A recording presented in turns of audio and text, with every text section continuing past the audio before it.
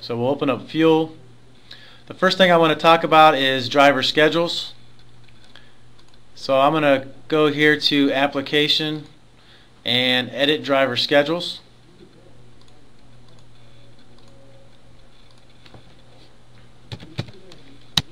Pull up a driver. So here on my driver, I see where the driver is starting from. So his shift start company is the yard in Canton. So I know where the driver is going to start and end each day, ideally. Down here I'm going to click on Generate Schedule. And then I'm going to pick a template that I've already set up. I've got two templates. One's a 5 on, 2 off AM, or a Tuesday through Saturday weekly PM. I'll choose the template that this guy runs on. I'll set when I want my schedule to start and when I want it to end. I can optionally fill in the tractor and or trailer if he's always in the same tractor and trailer. I can fill in the start time, or I can choose to use the start and end times from the template up here. I'm going to mark that this is the default template for this driver so that it'll automatically keep using this template once 3.1 passes if I don't regenerate a schedule. I'll go ahead and say OK. It's then going to create my schedule down here on the bottom. So on the bottom I see each of the days. So here's 2/17. No, there it went. So now I see my schedule created for 2/17. He's on the AM shift. I could switch that if I needed to.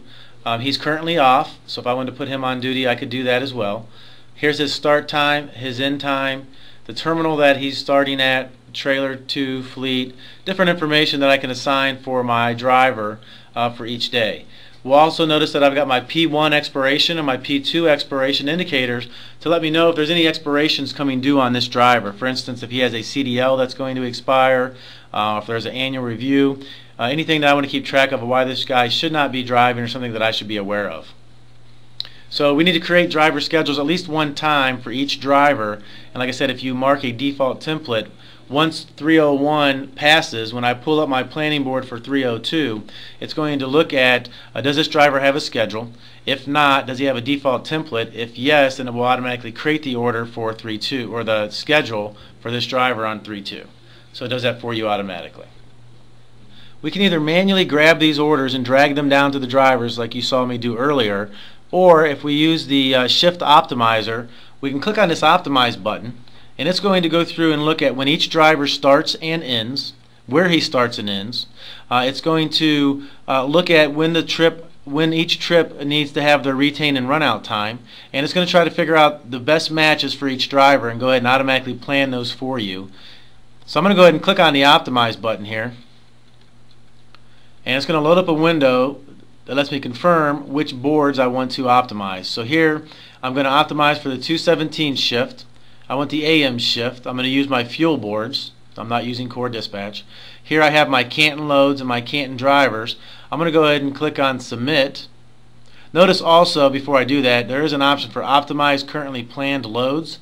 So if I had planned a couple things but I wanted to let the optimizer redo this, I could check this optimize currently planned loads and it would re-optimize both available and planned orders. So here I see that I've already optimized at 9:51, at 10:01, 11:44.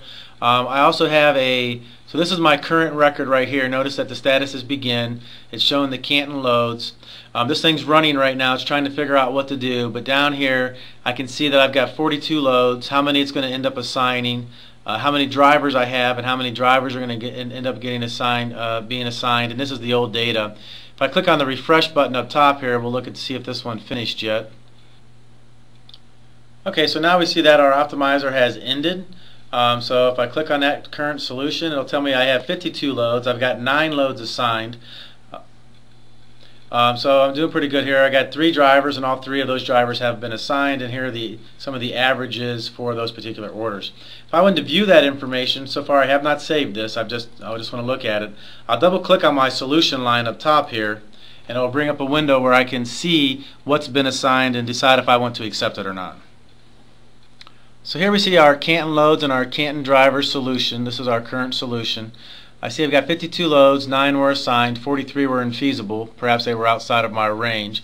Here I've got my power tab that shows me each of the drivers that I had assigned.